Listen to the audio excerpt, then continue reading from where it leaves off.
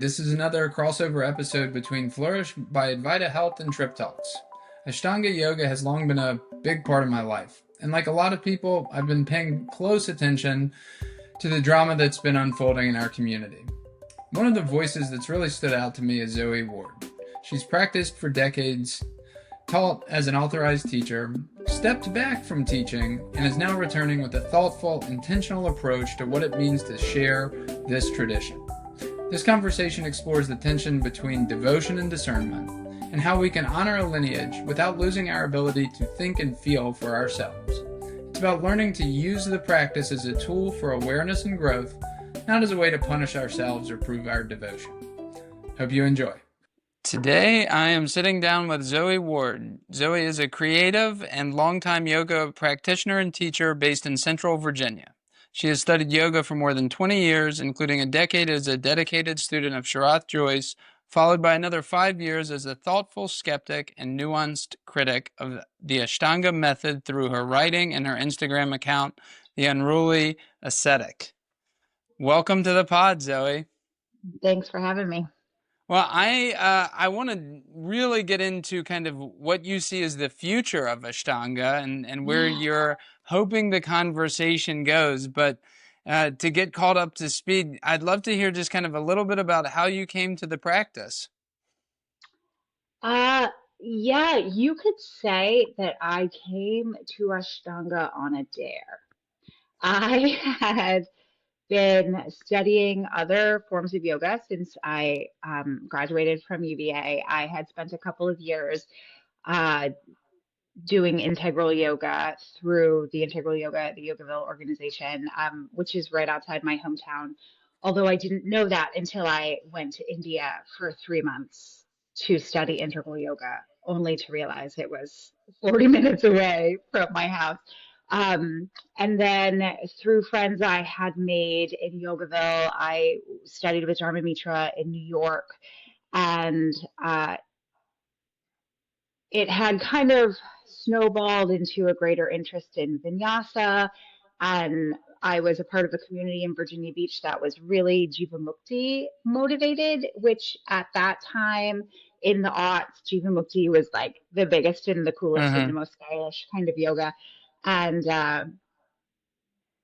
that led to a curiosity about Ashtanga because David Life had studied Ashtanga, and my friends at the time basically said, it's really hard, it's probably not for you.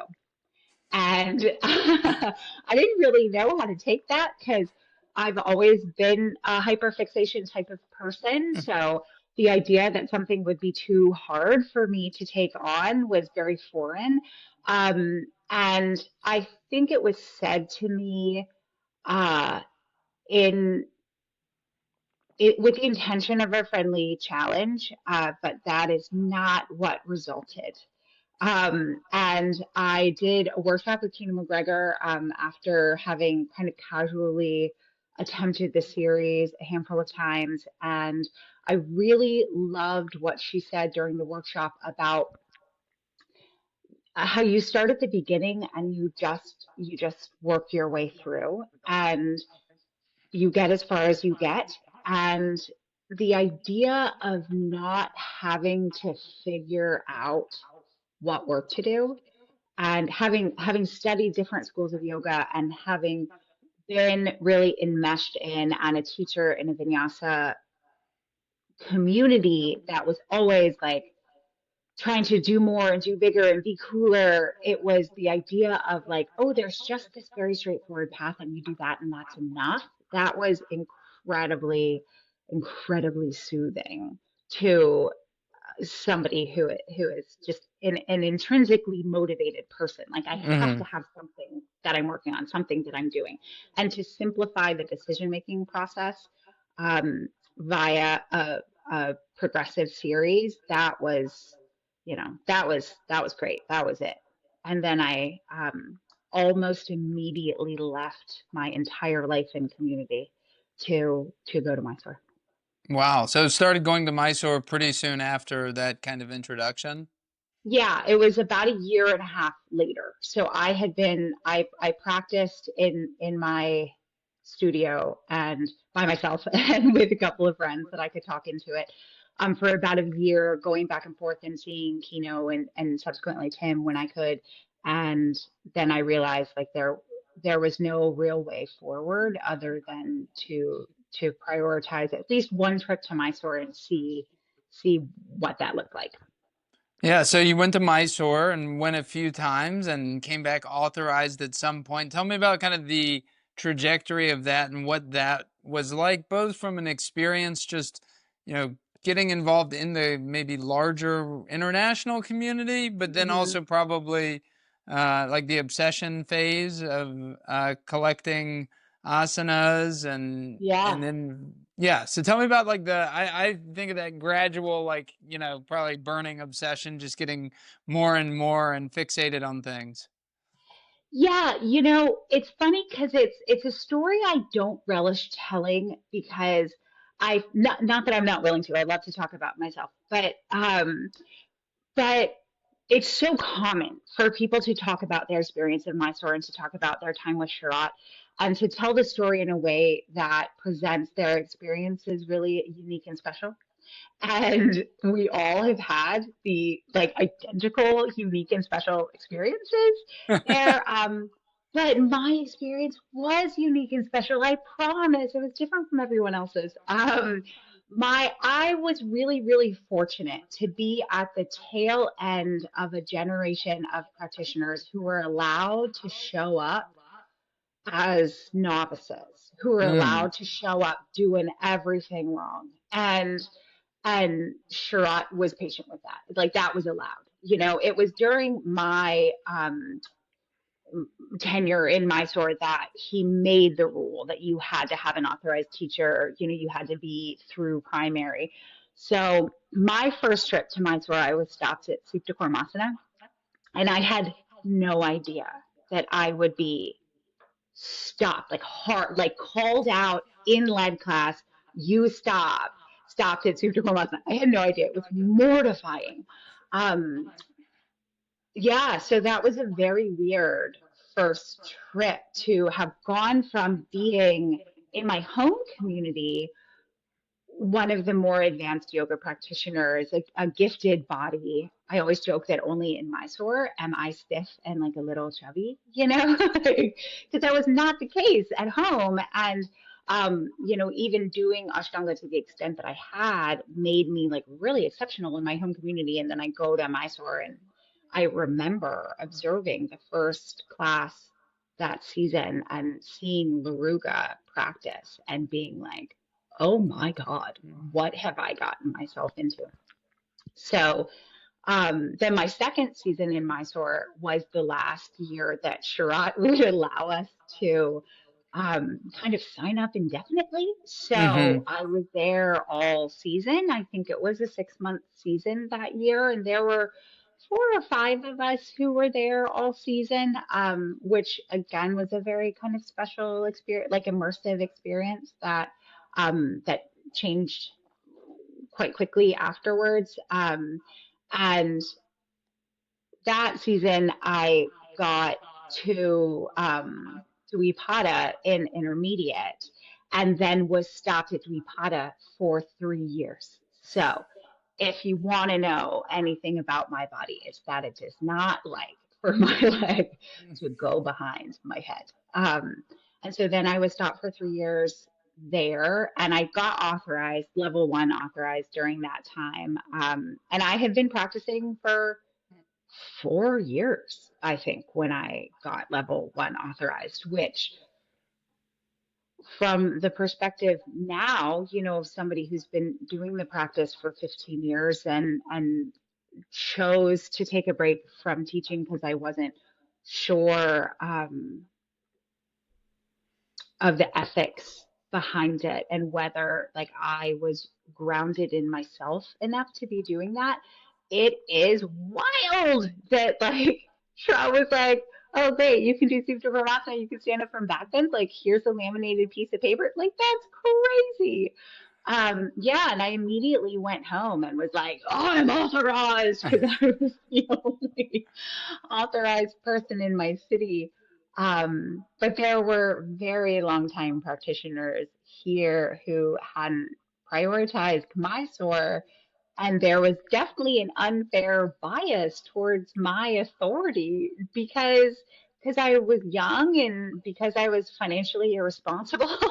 And, I was willing to like go for something that these much more mature, much more established adults, didn't prioritize.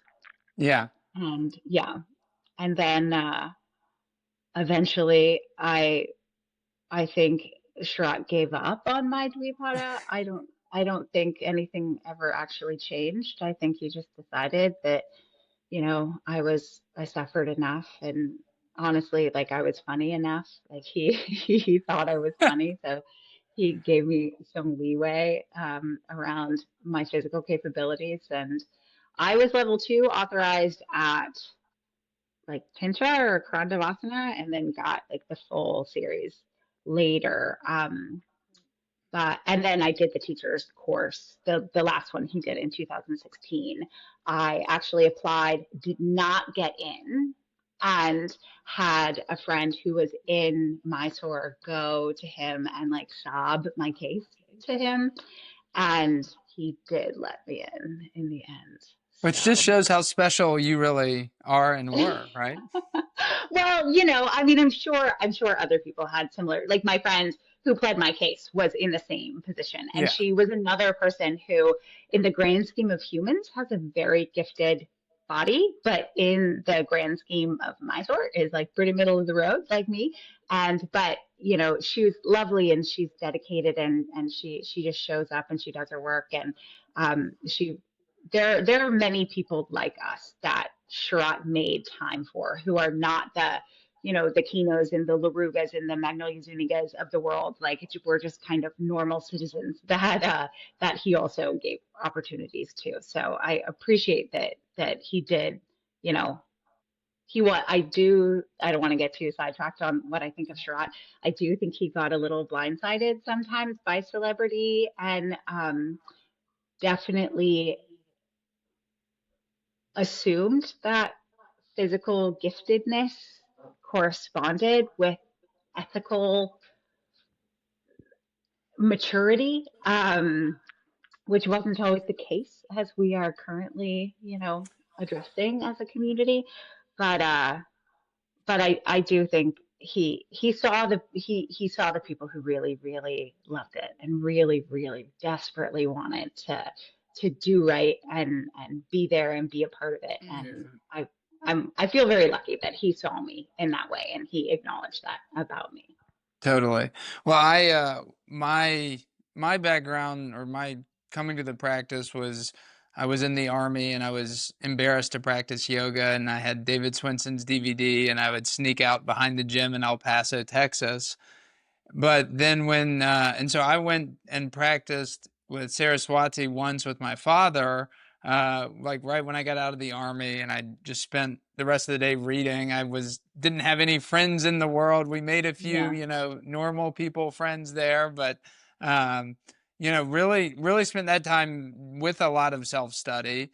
Went through all sorts of changes, politically, coming from small town North Carolina to um, being in the army to then wanting to, work on criminal justice reform. So I went to law school, but I picked my law school because there was an authorized teacher there. I was only looking for law schools. I'm 27 at the time, and I'm like, I want to practice with an authorized teacher. And I feel very fortunate because, I looked in kind of DC, New York, and I found Tova Steiner. And so I practiced with Tova for maybe a year and a half. That's really the only time I've practiced consistently with a teacher, but I Mhm. just bring it up because I think it's interesting. What I was looking for at the time was certainly like I was obsessed with both like the self-improvement project, but also Mhm. the what I'll call the enlightenment project. And I was actually Mhm. looking at some of your old posts today because I think one of the things as we get into current drama and not just drama, but structural things that need to shift in the community. But I'm just struck by we all come to yoga for different things. And I think that's Mm-hmm. great. And I think you've highlighted that. But for some of us, like, it was part of a very deliberate self-realization project, which I think makes Mm-hmm. you even more susceptible for harm if you're Yeah. coming to it looking for that. And so with that, I guess my first question would be kind of going back to your timeline is, you were involved in the teacher training course. I mean, I imagine there's just kind of like a rising Zoe in the Ashtanga world, and then at some point you start to question it, or was there always a questioning having come from, different traditions? Um, I do think coming from different traditions, particularly coming from the integral yoga background, I don't know if you're familiar with integral Mm-hmm. yoga, but Swami Satchidananda's approach to hatha is very accessible, and it's very mindful, and their message of yoga is very karma yoga based, is very service based. It Mm-hmm. prioritizes being in service to your community over asana. And there's a lot of seated meditation as part of the Mm-hmm. practice. So I do think I was lucky to have experience of yoga before Ashtanga, because it's not unusual for people who have exclusively practiced Ashtanga to have this Mm-hmm. impression of Ashtanga as a superior method, as these other elements of yoga, with the idea that, like, they're a distraction from the moving meditation that asana can be. Mm-hmm. And I'm sympathetic to that, because when I started doing Ashtanga, I really loved it because the bar was so low for success. Like, you don't have to sit for an hour in the morning. You don't have to do kriyas. You don't have to do pranayam. You don't have to study text. Like, you just do your stretches, and like your box is checked. You do yoga. You do the hardest yoga in the world. Congratulations. So so I do think that that was an advantage for me to have already taken a lot of the value of different practices into my heart. Despite the fact that I immediately stopped doing all of them and only exclusively did Ashtanga because that's all I had to do. um, but I'm sorry, I got lost on No, that. What I was was the just first? wondering. I mean, when did you become more skeptical of the Oh, system, the yeah. I community?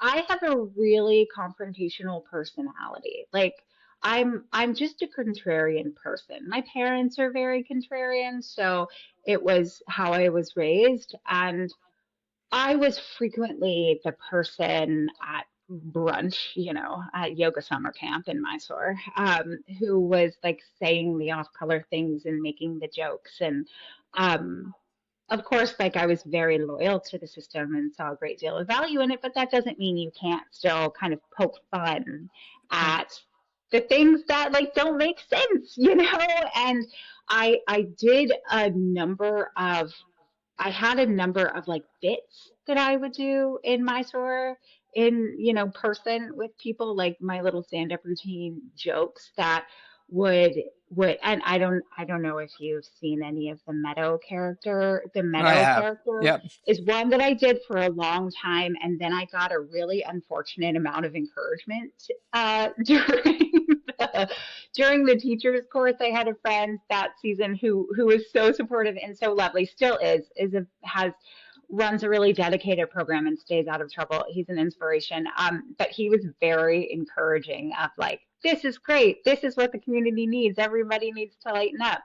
And then it turned out that I was not allowed to do it publicly. Like, I was allowed to make my little jokes at little cafes tucked away in Mysore where nobody would see them. But when I started making these jokes on the internet and people started noticing, suddenly that was not allowed. I was not allowed. Like that was not cool. I had like crossed a line. And for me, I one of the nicest things a dear friend said to me about my Instagram when I first started like posting more critically, she said one thing she loved about it is that it's it's me. It's not like Hmm. I'm the same person on my page as I am in real life. And I can't really compartmentalize. And that's part of why I wasn't like a great teacher, because I can't separate myself and my experience and my desire to like be really authentically present from, a professional persona that is comfortable to digest. So um the my when I had a blog, back in the day, everybody had a blog, and that was pretty up and down. It got circulated a fair amount, but there wasn't really room for feedback on it, like not like on Instagram where I get a lot of feedback on how people feel about what I'm doing. So the blog was a little more shouting into the void. And then when I started sharing my jokes publicly, and they were received very, very well publicly, but then privately, I was discouraged. And privately, I was told, like, oh, I'm rubbing people the wrong way. And oh, so and so doesn't really approve of this. And this certified teacher doesn't really think it's appropriate. It was like, what is going on? Because that exact same person thought this was hilarious when I said it to them in real life yesterday. And that brought a lot of awareness to me that the disconnect between the reality of what Ashtanga practitioners are like when they're just like relaxing and drinking chai and being cool, and they're great and they're so fun and they're lovely and they're kind.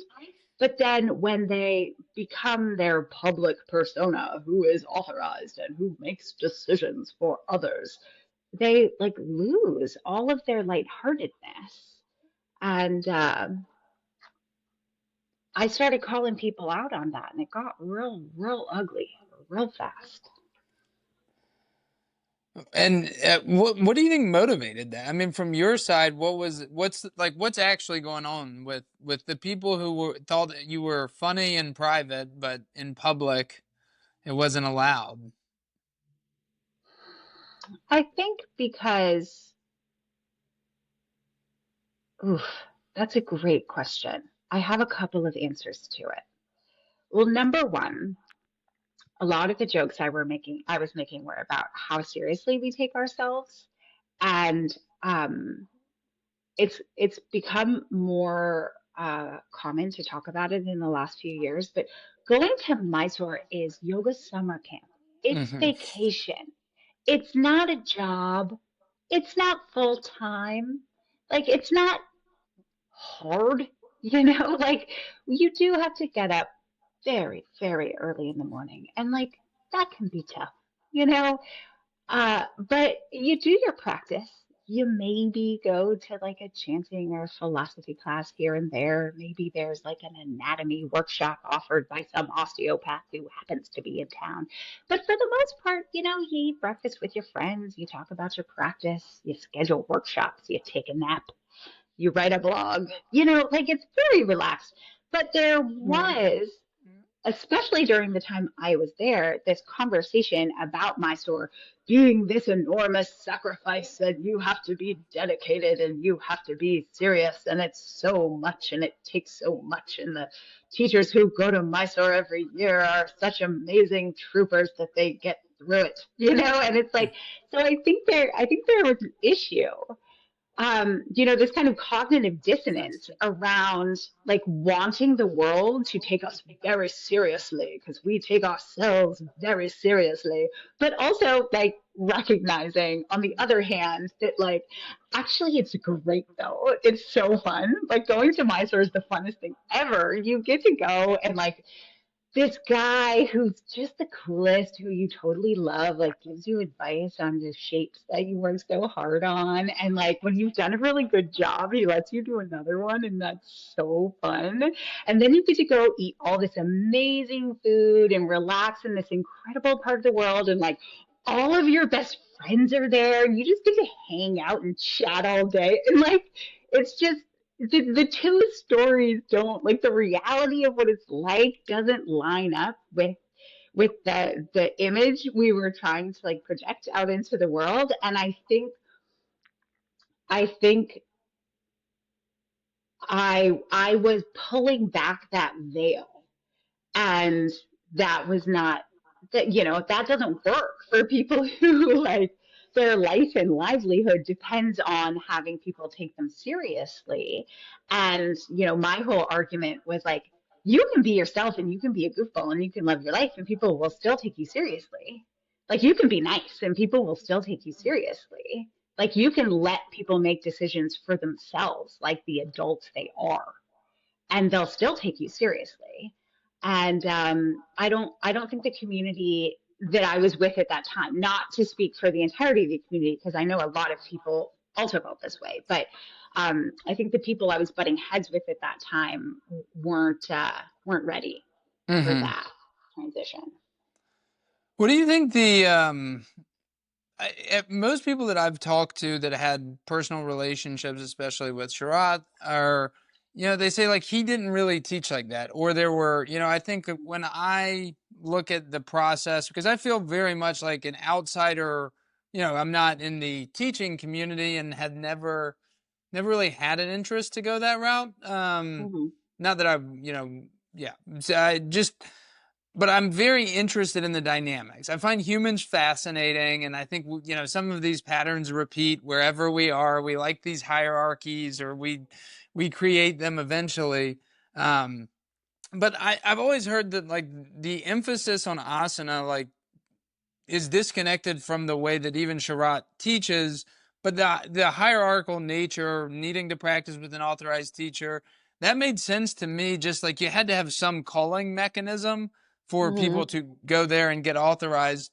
Hmm. So I didn't take like massive offense, but everyone's always said that he doesn't place the same infinite emphasis on asana, and I think Hmm. there, but like we've internalized that, especially in the Western world, right? Like we have Yeah. just totally gotten fixated, but I think we've also morphed maybe the way the lineage was presented too. Yeah, for sure. And I don't think there's a simple answer to that. Unfortunately, I don't, there's not like a, like, this is how it was kind of Right. answer, because Shara was human, and Yeah. he was a complex person, and he would he would he would say things in conference that were very definitive, and then he would add nuance to them in personal interaction. And I feel like I'm an example of when he did not prioritize asana. Like, Mm-hmm. he prioritized, like, the fact that I prioritize showing up. And so Mm-hmm. he created opportunities for me. I assisted him 3 different times, um, because I just kept showing up and I kept getting in his face. And I would make stupid little jokes to him constantly. And he received the jokes. Like, he would either make a face at me that said like, not now, or he would laugh, and it was never like, a joke never just like fell dead. He always Mm-hmm. interacted with it, and he was hilarious. He was so funny. And I feel like, if he really were only prioritizing asana, then I would not have been given those opportunities, because my asana was never impressive. My asana was really standard, middle of the road. Like, I could do it, but I had to work hard every day to maintain the ability. I was not like, I was never going to be on a poster. I was never going to be in a video. I could just kind of check the Mm-hmm. boxes of success. Um, And he talked a lot about the importance of having a balanced life and relationships and having the practice serve and support your life. He also talked about like, don't you dare go running or don't you dare lift weights or, because that wasn't what he was taught and he had no experience of it. So like, I feel like some of that was really just kind of regurgitating what he was taught, which happens out in the community all the time. That I think people are taking the interactions they had with him that were personal interactions and personal advice. And then they're taking it into their Mysore rooms and they're applying it to every student in the room, every person on the mat, when if that teacher did have a gifted body or if that teacher did have a discipline issue Mm-hmm. or that teacher did need some tough love on their mat and Sharath saw that and gave them that tough love, then they take it into their Mysore room and apply it across the board, not realizing that that was actually a very nuanced interaction. And I personally absolutely believe that that is something Sharath did for everyone who came back season after season. Even sometimes for people who were there for a single season, sometimes he would just see you and he would give you what you needed.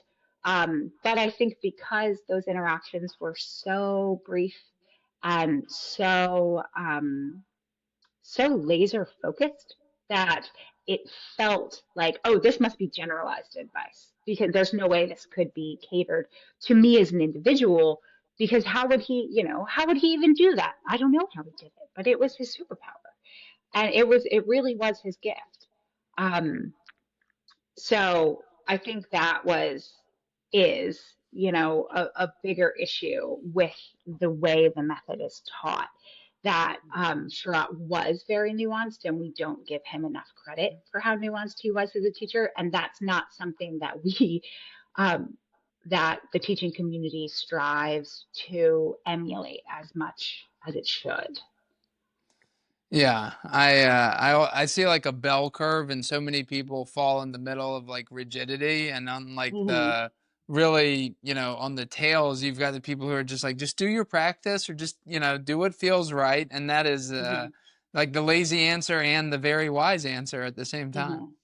Yeah. And you got to Well, know. and Sharath talked about like when you're being in Mysore at yoga summer camp is different Hmm. than being at home and staying up overnight with sick kids and going to work a 9 hour day and dealing with, your dog who's limping for no reason and your neighbor who's mad about your leaves falling on their lawn and like all of just the things that come up in life that distract energetically and functionally from your ability to be on your mat. None of that happens in Mysore, and Sharath knew that, and he interacted with us in Mysore as people who like that was our job at that time, Hmm. was to show up and do our work.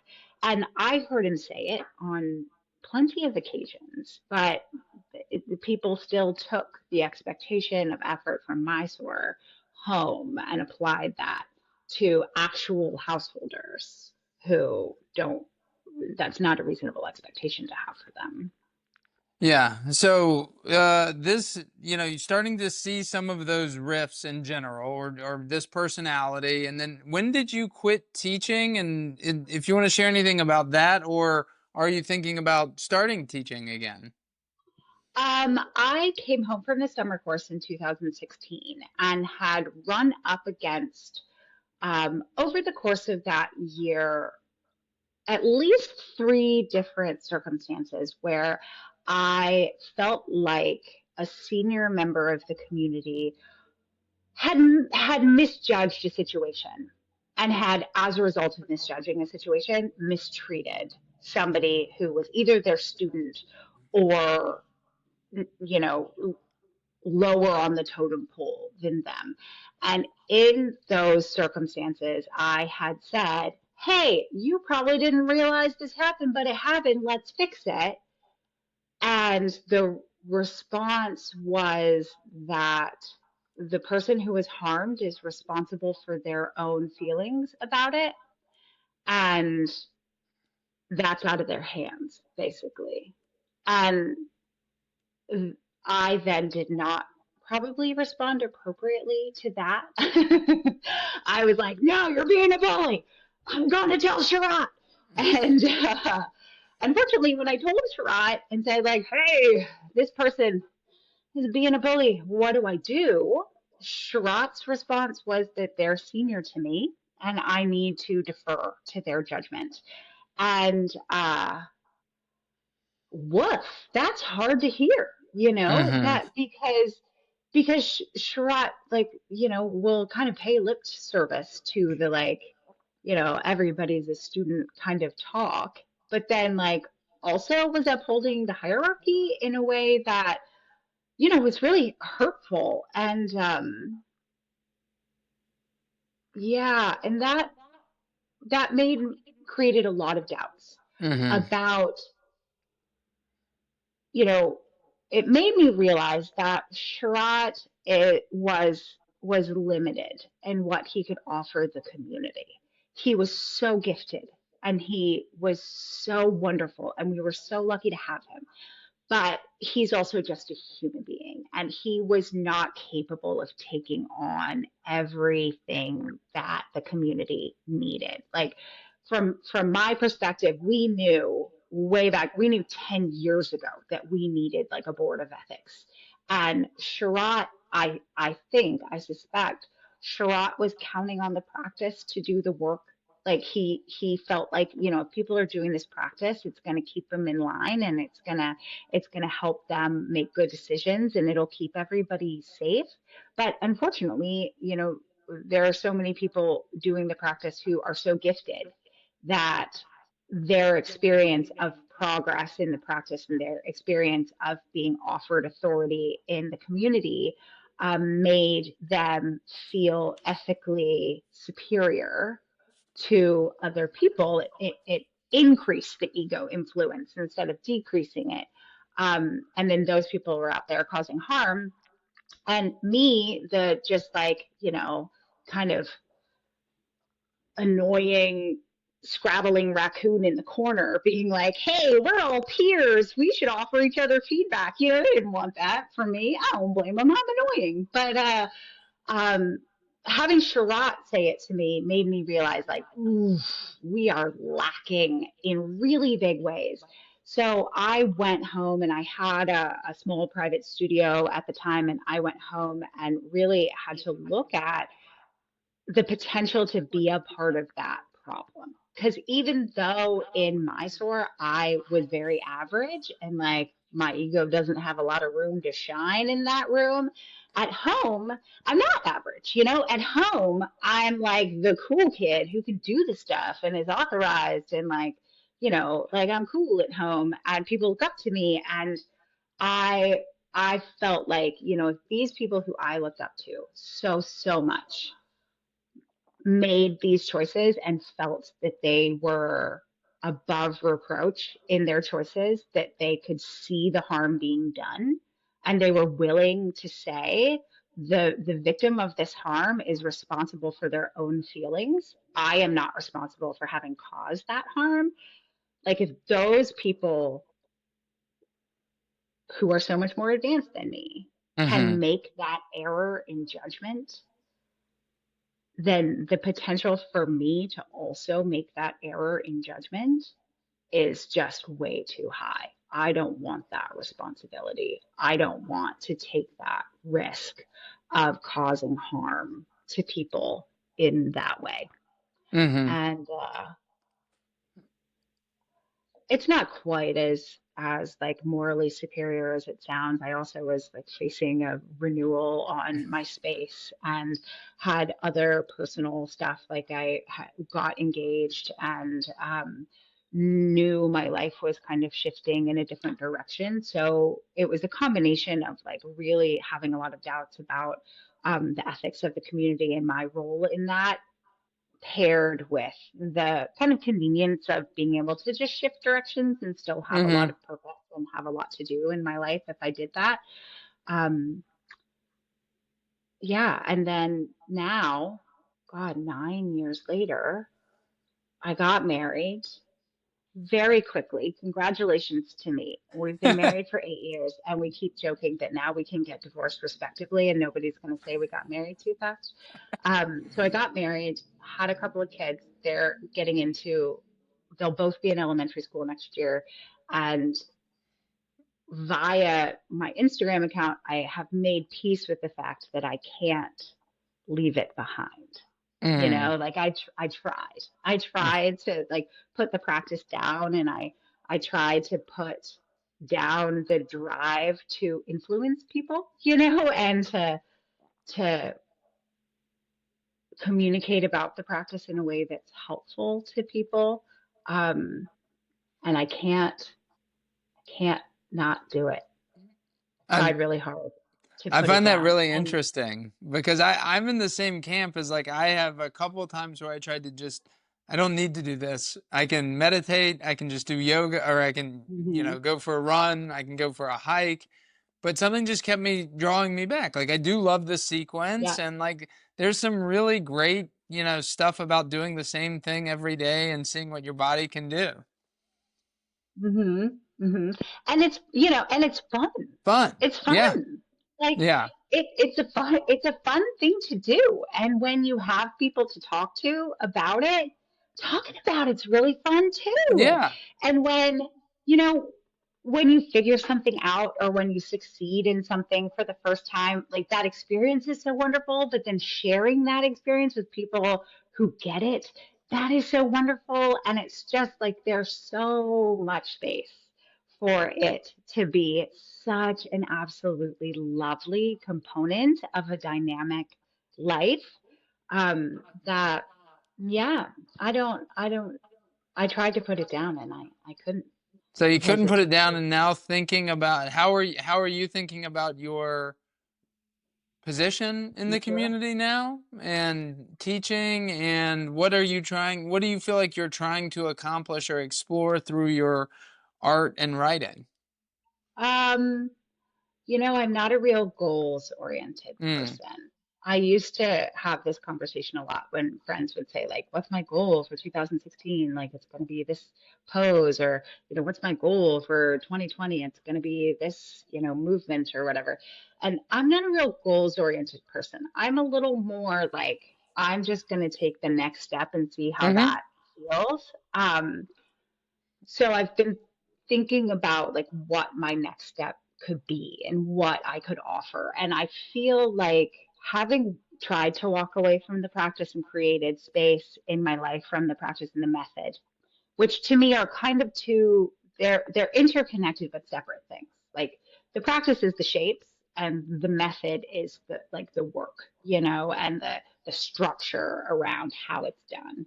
Um, and I feel like I'm back into my relationship with all of it, to the point now that I can kind of look back and see what how I got here. Like what were the little things that, where were the places where I had to give myself permission to deviate from the method because it was too painful to Mm-hmm. engage with the method, because I had personally experienced harm around this aspect of the method, or because I had seen students experience harm in this way, and it was too painful to engage with it in that way because I wasn't ready to process those feelings. Um, and I had to do, you know, a lot of work, a lot of trial and error, around giving myself permission to do what I needed to do in order for the practice to be a positive, functional part of my daily life, instead of a chore, instead of something that you know, I see a lot of people talking about like inspiration doesn't happen every day, and that's where discipline shows up. And I would challenge that to say inspiration rarely happens. Discipline can get you so far, but love, like deep rooted love and value, is better even than discipline, because discipline discipline is, it's hard for me personally to separate discipline from potential self-harm. Mm-hmm. And And for me, I remind myself every day that I love the practice and that I love to be on my mat and I love how I feel when I do it. And I carve out space for it because of that love, not because I'm Mm-hmm. inspired and not because I'm disciplined, because I did it for a long time, because I was disciplined and I was punishing myself. Mm-hmm. And and that's very, very common in the community. So I feel like I'm at a place now where I really want to help people who either are kind of unsure about how the practice fits in their life, um, and especially people who have put the practice down and they're realizing that love, that little nugget of love is still there, and that they want to help it grow, and they want the practice to be in their life in a way that is facilitated by love. And um and I think I can help people do that, because it's ridiculous, right? That I was level two authorized. I went to Mysore however many times. Like, I taught in like major programs all over the world, and I still had to coach myself through the permission of agency in my practice, because that's how strongly we have been stripped of agency in the way the method is taught. And I would really like to help people overcome that boundary, because it can be a very love-based practice instead of a authority, discipline, structure-based thing. Yeah, where do you see the your teaching method deviating if you had to kind of make these camps? Like what are what how do you kind of see the playing field? Or I'm interested in getting at like what you want to present as a teacher, but also Mm-hmm. just, how we can navigate student teacher relationships in a way that, Mm-hmm. like you may be the right teacher for a lot of people and you may self-select out of being a teacher for other people, and that should Mm-hmm. be okay in my mind. But I think For sure. there's a lot of protection over things that I've seen in the Ashtanga world too. Like, those are my students, or uh, Mm-hmm. so. Yeah, I'm curious. Like, how do you just see the kind of playing field first? Like, what you have to be in opposition to something, or you're saying this is I want to do it differently. Yeah, I I don't want to start from scratch, because I'm not ready to go back to teaching people who don't know the method at all. Mm-hmm. Like, I know that about myself, that um, I'm not confident in the starting from scratch. But I do feel like for people who have kind of a baseline of the asana and the movement, and what that traditionally looks like, um, I I know the questions I had to ask myself to understand where I was being driven by a sense of a need to subscribe to a system and a community that I wanted to be a part of. Like, for it to count as Ashtanga, it has to look exactly like this. And the motivation to be a part of the community is a big driver for a lot of people. It very much was for me. Um, so I know kind of how to put that down now, and how to um, take ownership of the label, and to be able to say I'm allowed to use this system in a way that serves me, because I am a unique individual. And but to also play that against what I call the snowflake butterfly effect, which is the kind of vinyasa dialogue, that you're complete and perfect exactly as you are, because we're not, we're not, we're a mess. And So playing against the whole juxtaposing that, what I love about the Ashtanga of no, which is the tradition, right? That like you stop here, this is the end for you, this is incorrect, do it again kind of drive that does get you to show up and does get you to work hard and gets you to acknowledge like, hey, you know what, I'm not perfect. Like I have room for growth. I have to Mm-hmm. face my own, like I have to be willing to accept suffering as part of the process. Like that's awesome. Love that about the system. But the flip side of the coin is like, what work do you want to do right now? What work feels safe and Mm-hmm. useful to you? What work maybe, maybe now is not the time for this work. What work feels too hard, is too scary, is too deep, like working on expanding the window of tolerance in terms of our availability for suffering in an intelligent and nuanced way rather than the traditional Ashtanga approach that says, this is the suffering. The suffering comes in this order, and you face it in this order, and you work as hard as you have to work to face it. And like, ooh, that's not real accessible. So I don't know if this is answering your question, but I am putting together a program where I have a limited number of people that I will kind of take them step by step through this process of observing what works in their life for making them feel safe, and what makes them accessible to controlled suffering, and how can we tie that in with the practice, and how can we reintegrate the practice into life in a way that feels controlled, that feels accessible, that feels useful, and kind of test those boundaries together, so that they have a resource, somebody who is giving them permission, because I don't feel like I need to give people permission, but I know a lot of people coming out of the traditional system are looking for approval, are looking for someone to say, you're allowed to do this. And as much as I don't want people to feel like they need to get permission from me, that's not at all what I mean. I do know that I do actually have the qualifications to give that permission. And if you give people permission to trust themselves enough, then they will start to trust themselves. And that's kind of what I'm working on right now, is systematizing that process. So it's Mm-hmm. something that I can offer, in a controlled, deliberate format.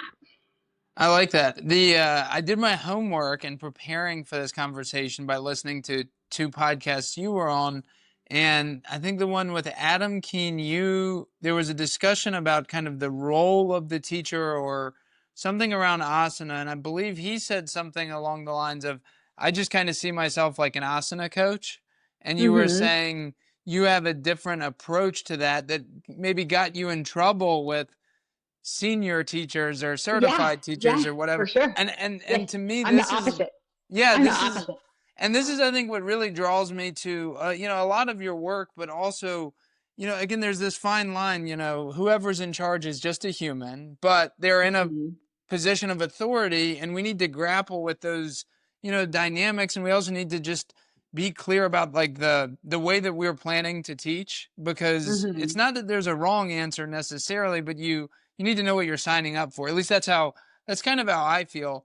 But I'd like for you to tell me kind of how you conceptualize the role of the teacher and the asana in the relationship. Yeah.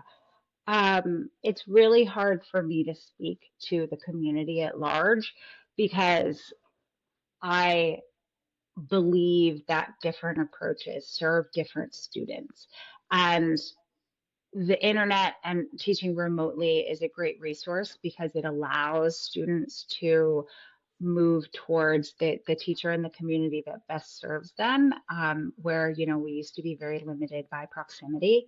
Um, and hopefully that will help teachers in the community at large be a little less attached to students as possessions, because we see that a lot, that people are very, that's my student, that's my, that their progress is my progress, and taking ownership of what the student has accomplished. Um,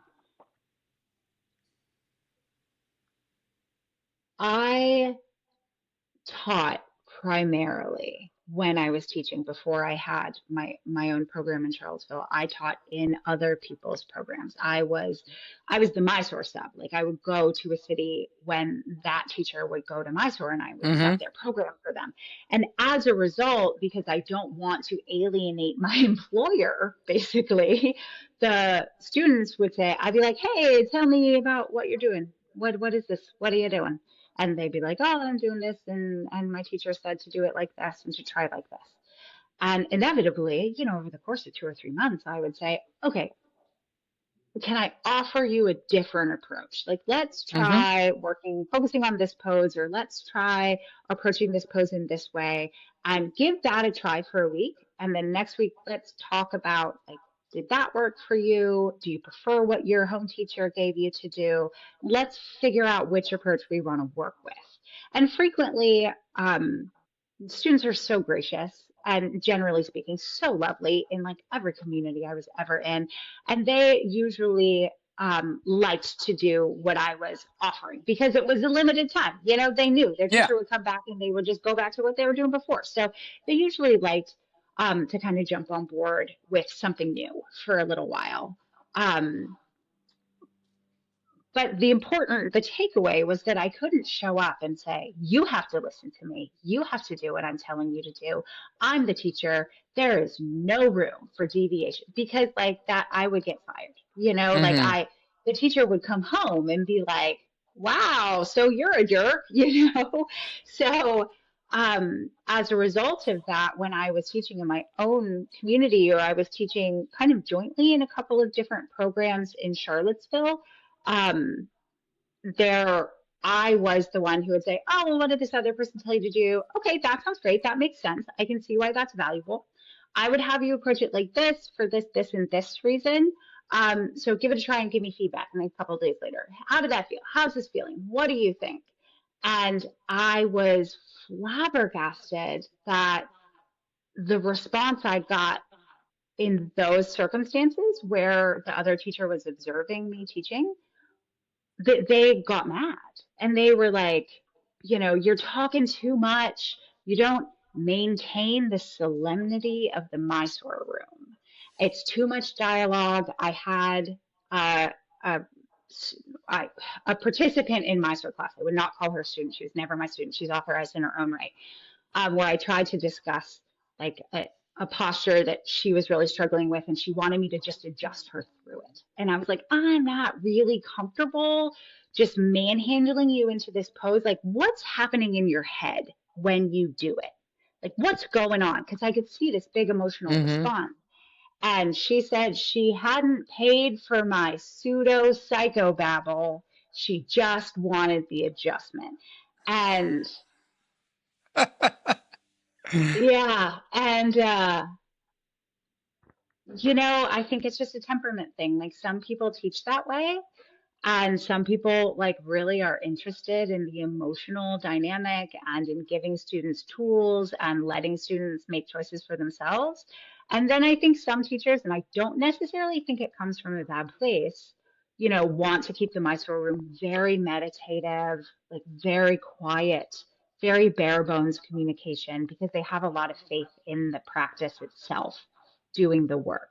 And that just wasn't the case for me. Like showing up and doing the poses I didn't make a lot of progress doing that. I Mm-hmm. needed to start asking myself those questions and dialoguing with people who are senior to me about those questions. And then I started making so much progress, like on my mat and in my personal life.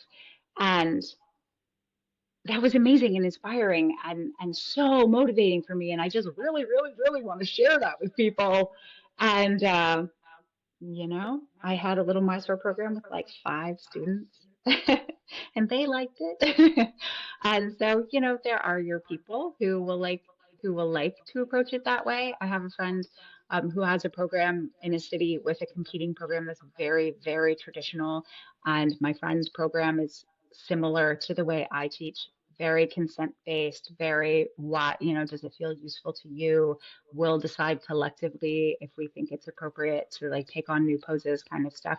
And like they come up against the pushback of it's not traditional, we don't like it.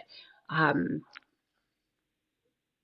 for any number of reasons. But that's I have recognized that that's not something about myself I can turn off. So I'm hoping as I move forward to be able to offer that in such a way that it's clear that that's what students want from me, Mm-hmm. rather than trying to convince people that it's valuable. Um, and I just hope that the rest of the community creates space for that. And if the Mysore room isn't the space for that, that's fine. You can have after hours or before practice times, or you can communicate with students, via messaging or emails. But I think we need, as a community of teachers, to coach our students through discussing their experience of the practice and coach them through advocating for themselves and I feel like I'm uniquely suited to give people permission to trust themselves. Like as a community, all teachers need to be a little more motivated to remind their students that they have agency and they have a voice and their voice is valid and has a right to be considered in the decision making process.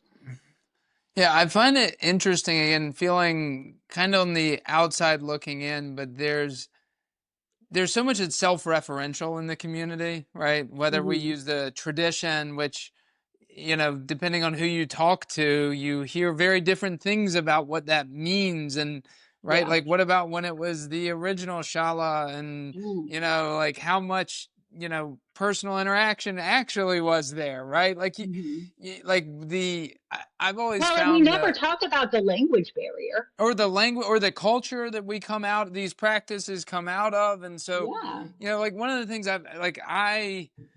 because I came to it specifically, like I came to the practice because like my life was a mess and I wanted to do something different, right? Hmm. And the simple rigidity of doing the same thing in the morning every day was unbelievable for me. I Yeah. also was fortunate, I feel fortunate that I got this seed planted that the purpose of practice was not asana, and Hmm. I also kicked off my interest in meditation.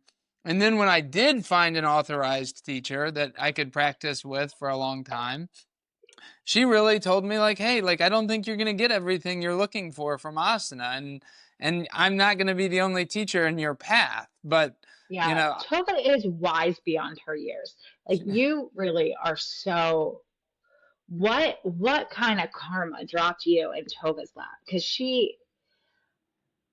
incredible. And she has a level of maturity and a level of non-attachment around the practice and around teaching that is, I mean, is so unusual in the practice. And I was very fortunate to be introduced to her um, maybe on my first trip to Mysore. And I was really lucky to have the example of her and Jill Manning and a couple of really awesome women who were doing the work, very quietly and very maturely and not with any sense of celebrity or a drive for authority. And that was kind of like my first, that's what I thought it looked like. That's what I thought mhm. being authorized and being a teacher looked like. So it took me a while. Like I didn't see it for what it was for a long time, because when it looks so healthy, when you first Right, see it, right. it's hard to recognize like, oh, there's actually this it's much much much bigger than I thought it was, and it has a lot more problems than I saw because I happened to first get a glimpse in the window in a place that is very very healthy and very safe. Yeah, and before that, I had a teacher who was not authorized, but very militant, as if that made it more traditional and better, Hmm. right? Like it Yeah, was a there's a lot of that. chip on my shoulder, chip on his shoulder Mhm. that we need to be super hardcore. Well, one of the things that Tova and I have been discussing more recently is obviously you know, why everything reached a fever pitch in the Ashtanga community. And Hmm. I don't know if you want to talk about that at all, or About um, Taylor specifically? Taylor specifically, or I think that that brought to light. I think what's finally happening, the way I experienced it was we had the Me Too in America, which kicked off a lot of the Patabi Jois Hmm. revelations, Yeah, I guess, and then yeah. I have.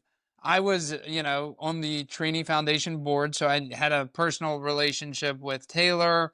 Um, and I think that we're also pointing to systemic issues that are just now kind of really being talked about with a little more depth, and maybe that's because there's kind of a vacancy with the lineage holder and trying to figure Hmm. out how the pieces fall. So Hmm. I think I'm excited that your voice is you know prolific right now online, if I should use that word for the small community that is Ashtanga. But yeah, like I'm very interested in the discussions that are happening about kind of, what comes next, but also what led us here, and just what do we need to do? Yeah, yeah. I did not renew my authorization, which the transition to the Sharath Yoga Center and the Sharath Yoga Center website from the KPJ AYI, all of that happened kind of around the same time with the Patabi Joyce allegations, I guess is an appropriate word, although it feels diminutive to the experience of the people who were harmed. I, well, I didn't feel it was appropriate to be required to renew my authorization because, like, if a college changes some aspect of its name or builds a new campus, you don't like have to take your diploma to them, and that felt petty. And I'm kind of a petty person, so that was very frustrating. But I was also very disenchanted with Sharath's leadership at that time because he I was told by people who are traveling to Mysore that he spoke directly to it in conference, but I also went to, I figured it out at one point, over 100 conferences, if not hundreds of conferences, where Sharath spoke directly to a number of issues that should have been said to the community at large, not to the 120 people who were in Mysore at that moment in time. And he was very, he was very direct about the fact that we should not film and like propagate what was said in conference. Um, so if he did make a direct statement to it, it didn't get to the public because he actively chose to hinder the ability of the community to dispense his direct comments. So the fact that they, didn't get out to the community at large was a reiteration to me of this issue, this insular issue of like we're just going to keep ourselves to ourselves and we're going to be private about the things that are uncomfortable and like Sharath might say things to an elite group that makes the elite group feel better, but then the group is just going to turn around to the community and say, we feel fine, so everyone just needs to stop now.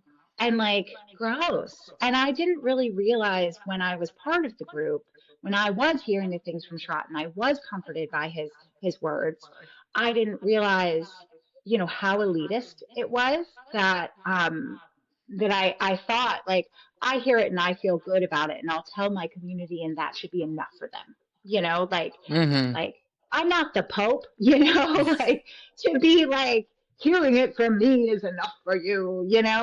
Um so that was incredibly problematic to me. And there's no comment, there's no redo in that. There's nothing we can do to get around the fact that Mm-hmm. that was handled really poorly at that point in time. So I think there were a lot of people like me who were left feeling unsettled by that, but just kind of kept going, and and kept doing the work and saw value in the practice and didn't want to throw the whole thing away because of one circumstance of poorly managed PR around somebody who's dead, you know, like I guess I'm not going to throw away 10 years of practice for this. Although people did, there Yeah, are yeah, yeah. certified teachers who handed back their certification because they, did not like how it was handled, and respect to that. Um, but I do think not addressing it then is why there is this furor over Taylor now, because it is a very clear, it's a point in history that we can put our finger on and say, we did it wrong. And this happened. These people were hurt. This person maintained his position because because Sharath thought that the practice would weed out the bad ones. And if he, I don't, that's kind of all it boils down to, is that Sharath didn't do that work or put that work into place because I think he genuinely believed that doing the practice is enough to keep people from doing harm. Or the kind of inverse of that, that anyone who would do harm would not stay dedicated to the practice. But the way the hierarchy is set up and the way people with gifted bodies are congratulated, and any kind of narcissistic tendency, like anybody who has that type of tendency and then has a gifted body, and those two are tied together and they're offered authority and they're constantly congratulated, like their motivation to keep showing up and keep doing the work is not spiritual growth, it's power. Yeah. And they're getting the power. So unfortunately the practice, where Sharath felt like the practice would attract seekers, and the people who would be genuinely dedicated, long-time worldwide influences would be limited to people who are genuine seekers. Like, unfortunately, um, that's not what happened. And I think that that's probably, and it's hard to say that Sharath like did us dirty, because he meant very much to me personally, and to so many people. But for the third time, I think I have said he's human, Yeah. and he, and he had a naivete to what we as students are like, and he didn't protect us from the wolves in sheep's clothing, because it didn't occur to him that the wolves would wear costumes. Yeah. Um, Well, so that's how I think it got here. yeah. One angle I've never heard people talk about this publicly much, that I find very interesting, just thinking about it as entrepreneur, I guess, by trade, um, is the money side of things. And I think, Hmm. like, and you mentioned the naivete, and I think sometimes, like, even for, I'm sure that most teachers have done the math on how much money was made in, a season, and then how Hmm. much harder it is, right? Like, just our incentives with social media, like, there can Hmm. only be one guy in charge doing that. And then how does Yeah. everyone else carve out their livelihood, which, just kind of feeds into the need for authorization, then level 2, then I want to be certified. Like, how do you really make this a sustainable, financial path too? And I think that's been one of the things, like, I'm thinking a lot about in the future, and what types of teachers and programs are going to be out there. And Hmm. I want it to be a financially sustainable path for teachers so that they can actually focus on the ethics and can actually focus on more than just making shapes.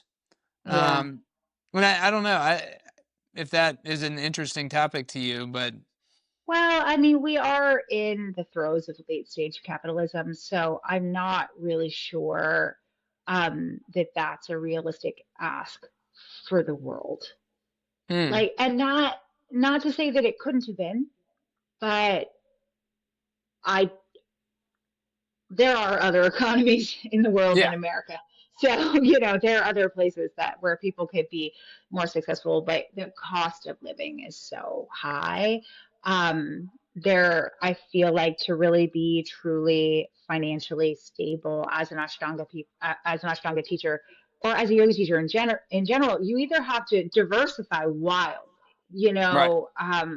being an influencer is I think how a lot of people bridge the gap. Hmm. Ashtangis, I see more often than there does kind of seem to be this like taboo, like an Ashtangi would never be an influencer, kind of. You don't see that, Ashtangis like making money off of influencing.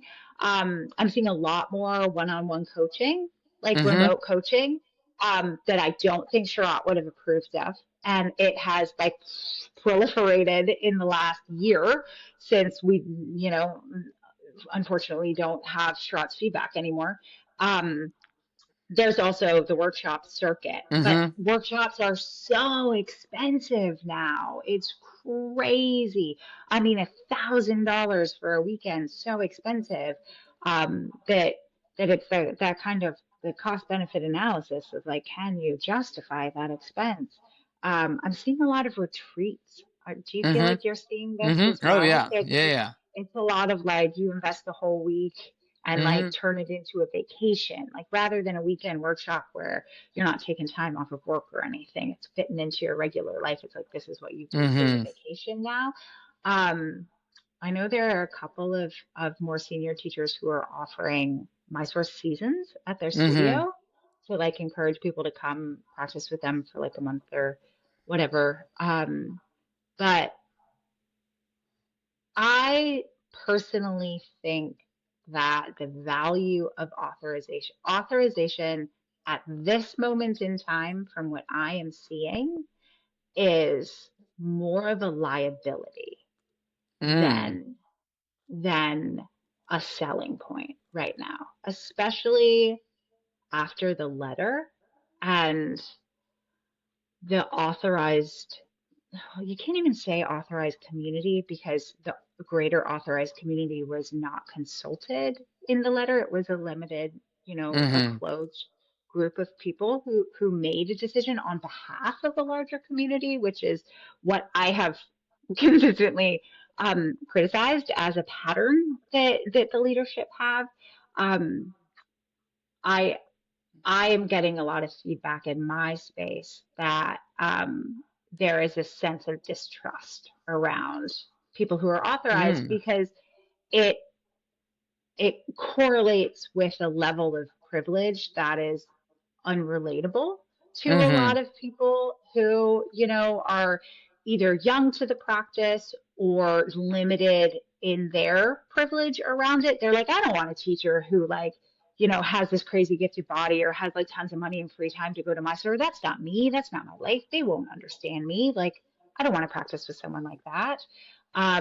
As well as the willingness to subscribe to the hierarchy doesn't is not a great look right now, Hmm. because where just like a couple of months ago the hierarchy was the hierarchy and everyone took it for granted, and of course there were lots of people who said it doesn't mean anything, it doesn't matter, like, I'm one of them, but there is much more space and an amplification of voices who are saying like this hierarchy is the reason that people experienced the level of harm that they did, because there were a lot of women who were doing all of the work behind, you know behind Taylor, behind an Hmm. authorized teacher, and they were not getting the credit for the work. They weren't getting the like emotional, energetic credit, the credit from the students. They were passing the credit right on to him. And, it's still something that some of these women struggle with. And it's something I struggled with, when I assisted Tina McGregor and Tim Feldman for years in international retreats and programs and stuff. And they were, I mean, lovely teaching mentors to me for sure. Mm-hmm. And their way of teaching was very, very different from one another. And Mm-hmm. it was very useful to see the kind of two different approaches to the Mysore room and to see that they can get along, even though they interact really differently with students. Um, but for the longest time, when I would teach, it was always, well, Kino says, well, Tim says, well, Sharath says, and never, this is what I know in my body, this is my experience. And I was authorized and I was Yeah. doing that, you know? So I really hope that there's more, people are, when they're looking for a teacher, they're not saying like, oh, you're authorized. They're saying like, how long have you been practicing? Like, what's your relationship to the practice like? Because I was authorized when I had been practicing for 4 years. I had no business teaching anything to anybody, you know? Well, if you want your So kids to be like, at the head of the lineage, they just got to be in gymnastics now. They got to be cheerleaders, right? Like yeah. they can't be, they should be authorized by like 16 or something, right? Yeah, exactly. Well, I have a friend whose mother is certified, and she was authorized, but gave her authorization back. And it is very interesting how I joke that she's Ashtanga royalty. She's like a little Ashtanga princess and practices with an authorized teacher, and she will discuss with me, and she'll say, hey, I've got this thing going on in my practice and it's impacting my body in this way. It's impacting my life in this way. And I'm like, stop doing it. Don't do it. Don't do it. Don't do it. You've been doing this practice since for what, 26 years? Like just stop doing it. If it 26 years later still doesn't work, yeah, you can probably put it down. Yeah. And and I was like, just she was like, oh, well, I don't want to. I don't. They're kind of strict, and they play by the rules. It's like, well, maybe talk to them because you are like a princess in the lineage. Like if anybody can be the one to say, hey, I want to have a dialogue about the decisions for what my practice looks like instead of just doing what you tell me to do. Like, girl, it's you. That's so So funny I because hope there's again, more of that. yeah, my only my only time with a teacher was always very much like that. How is this Hmm. practice going to fit in? So it's hard for me to imagine not, having that kind of relationship. What Yeah. I guess as we're kind of wrapping up, like what's most interesting to you right now as you're thinking about what you're going to put out in the world and how you want to, I guess on the personal side, like what's most interesting to you right now? And then the second question being what's most important in the discussion around the community, or are you separating that and saying I'm going to do what I'm, going to do, and then I'm going to Yeah. comment on the community because it's kind of fun. Yeah. Um, I am trying to stay away from any sort of desire to influence the community at Mm, large. yeah, Because I know that it's not good for me. yeah. Like I have at a number of points tried very hard to have an impact on the community at large. And, I can look back on those times and know that my desire for influence was coming from a good place. But it ended up being an incredibly painful thing to try to do. So I am trying to stay really present with that right now because I'm getting questions about like what I'm involved with and things that other more acknowledged members of the community are doing and asking if I'm involved and asking if they're, taking my feedback on things. And um, I I recognize like the when I am asked to contribute, the part of me that is like, I have things to say. And also when I find out that a conversation is happening that I have not been invited to, how that feels. Um, and I don't like either of those Mm-hmm. feelings. So I am trying very much to focus on, what can I offer the community? Because I have spent a few years offering the community some feedback on the way it functions, but I haven't been an agent of change, and I haven't offered any like real resources other than kind of thinking and talking points. Yeah. So I'm working on my own kind of education, and what some of the stuff we connected on, like, trying to deep dive into trauma and what that looks like in the body, and looks like in how that manifests in people. Mostly not because I think I'm not equipped to help people with their trauma, but I do want to be able to recognize when students are having a traumatic response to something that's being asked of them, because I think that's a gaping hole in the kind of repertoire of teachers. I Mm-hmm. don't think every Ashtanga teacher in the world needs to be trauma informed, but they need to be able to recognize it when it comes into their room, so that they are not promising something that they can't deliver on. So I'm doing that work right now for myself, and hopefully then to offer an ongoing start with structured program for coaching people into independence and agency in their relationship to their practice. And then I would love if that turns into like an ongoing community that I can offer support to. I am extremely privileged that I don't need to worry about the economics of it. Like I need to like make enough money that it makes sense for the time it takes away from my family and the things that I Mm-hmm. will then have to hire out as a response, as a result of the fact that I'm working. But I don't need to pay the bills with it. So um that that leaves me a lot of freedom to do stuff that I'm interested in, and to not have to cater to whether it will be popular. I can, just target the people that I think I can help, and hopefully actually do that. And I guess maybe final question is just how would you suggest relating to asana practice?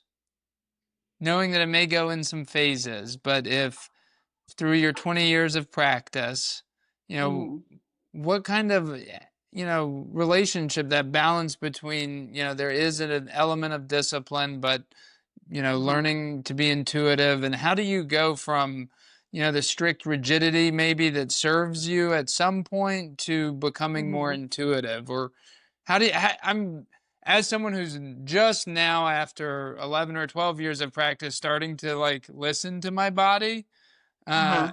it it's definitely like the one thing that I see there's still a gap between the real, the discipline side and the listen to your body. Like, how do you know what to do? But anyway, yeah, Trial and error. yeah, Trial and error, just like anything. I'm fighting myself down from making some horrible joke about how you can sign up for my course and then you'll find out. Um, but this is what I'm trying to systematize totally. my advice on this topic right now. So I love that question. Um, I think there are components, number one, of observation. And you have to be actively observing at all times.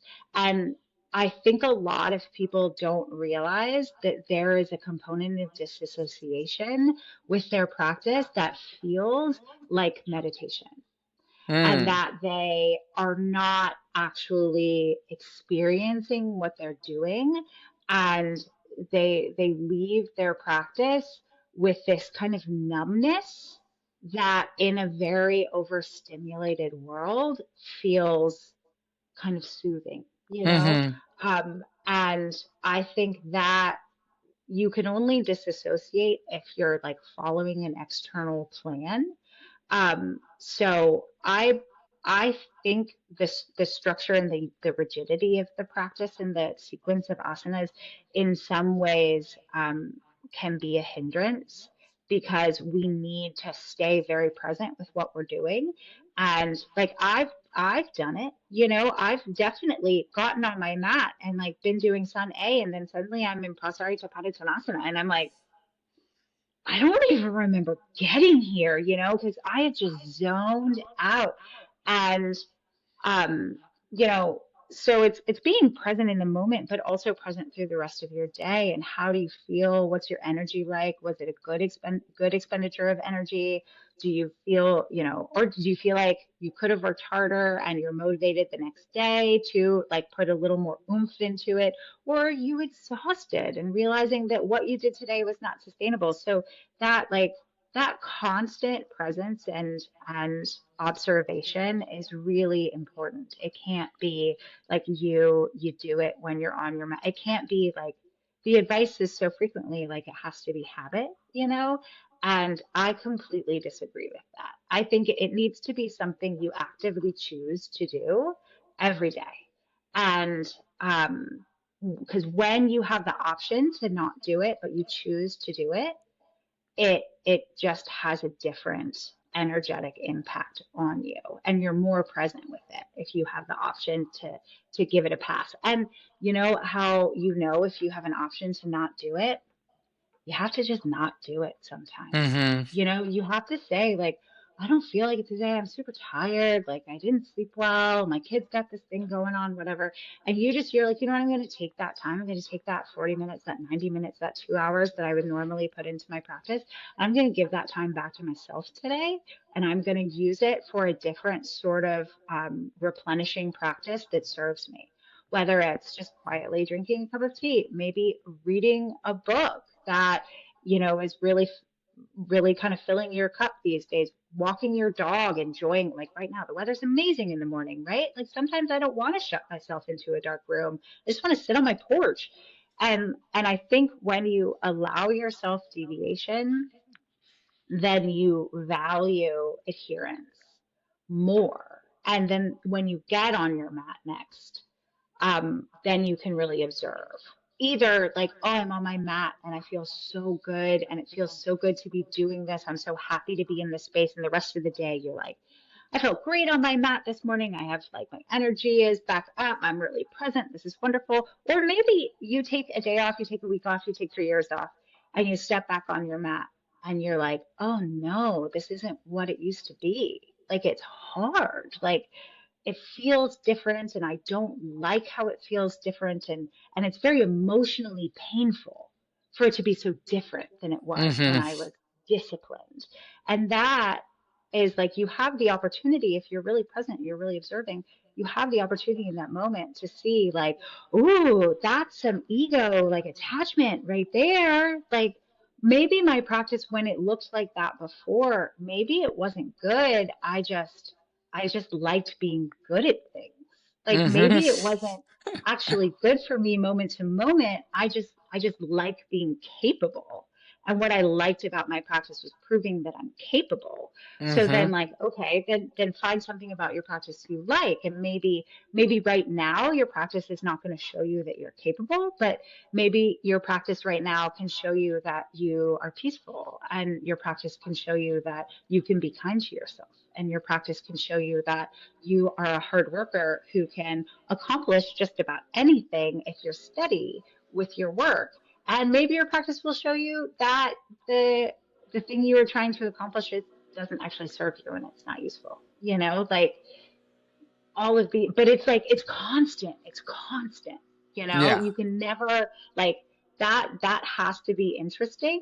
And for me, for it to be interesting, it's not about being disciplined in it, it's about it being rooted in in kindness Mm-hmm. and in the desire to support all of the different parts of me that need guidance. Because like there's self, you know, who could run the show but rarely gets to, you know, and like all of the other parts are running the show. And the practice can be such a gorgeous place to check in with that and to kind of sift through them.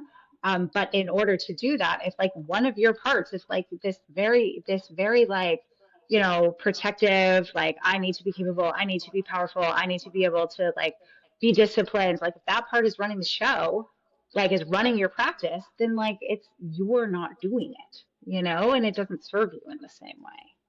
I lied. I have at least one more question, but they'll be quicker. Do Okay. you still identify, did you or do you identify as a seeker? You used the term earlier, and it Yeah. is one of like, it's a question I actually ask a lot, and it's at Yeah. the kind of at the core of my practice right now in some ways. But I'm always curious how people relate to that term. Or Yeah. Um, I don't. No. did you? Short answer is I don't. Yes, I did.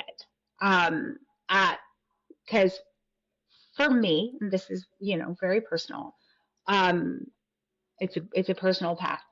When I in 2016, I stopped teaching and I stopped going to Mysore and I decided to close my shala and get married. And I made a conscious choice to stop being a seeker and to be a householder. Mm-hmm. And because being a seeker, it wasn't working. I wasn't like I didn't know enough about myself. And it is very interesting. I've never thought about it like this before, but it's very interesting to realize how, and this is kind of tying back to integral yoga and like the karma Mm-hmm. yoga. Um, when you're a householder, when you're because I'm a homemaker. Like Yeah. I haven't had a job. Well, like, really, I'm not strong yoga. I've never had a job. But I haven't been employed beyond like teaching yoga classes here and there since I got married. I was an event planner an event coordinator when I got married, but literally I got married, got pregnant with my son, which was our goal, and stopped working. And the selfless service that is required from a stay at home mom and a house manager is unbelievable. It's the worst job I've ever had. It is and like, I'm so lucky to get to do it. Um, but I've learned so much more from being of service to my family. And like this applies to my extended family. I'm very close with my father, who is blind, and needs a great deal of support to continue his life independently on our family farm. And what I have learned from being of service to my family so wildly overshadows what I learned from putting my leg behind my head. I mean, like my work on my mat absolutely prepared me for the relentlessness of being a parent, because it is shockingly relentless, especially babies. Um, but yeah, I would not say that I'm a seeker. I I have sought. Do you, And maybe even more controversial question then, would you say you're a finder in some way? This is a paradigm most people are not comfortable saying, but sure, no, yeah, for sure. I do. And I've said that about my time in Sharath. Like I was very comfortable. I was comfortable walking away because I got everything I ever wanted. Like I was level two authorized. I was into third with him. I had, been to Mysore and made friends and had worked with Keita McGregor and like, I had done all of these things that were like checking boxes for like, did I pay my dues? Is anybody going to question my validity at this point? Like, No, like I never, I don't think my body could have finished third. Like it's not going to finish third like that. And that wasn't an expectation I ever had. So I had like achieved these goals.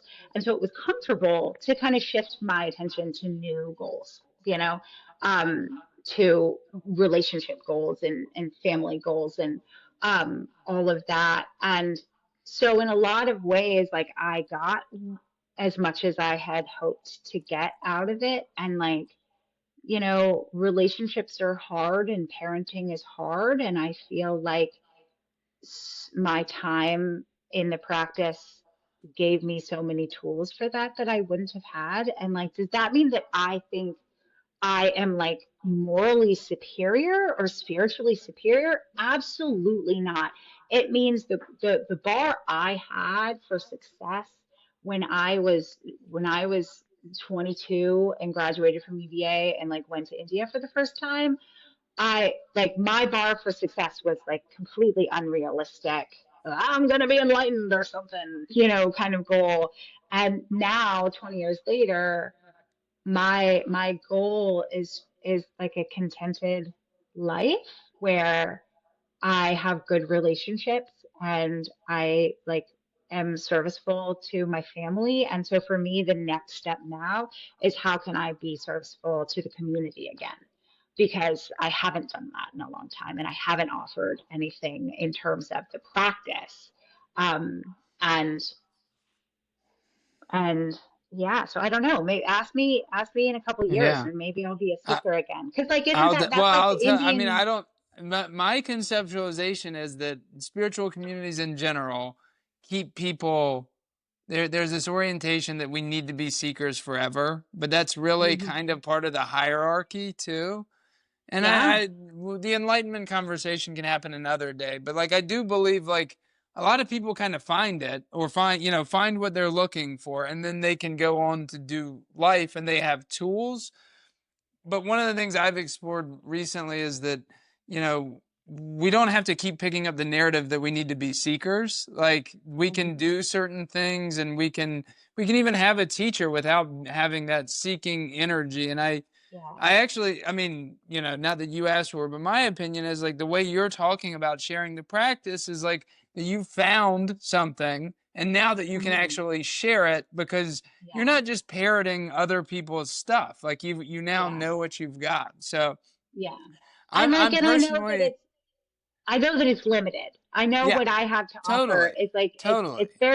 it's in a very single little vein, but it is like a little vein that like the community is large enough that there are enough people for it to be useful. But at the end of the day, this is a householder's practice. Totally. And Sharath said that to us all the time. It's a householder's practice.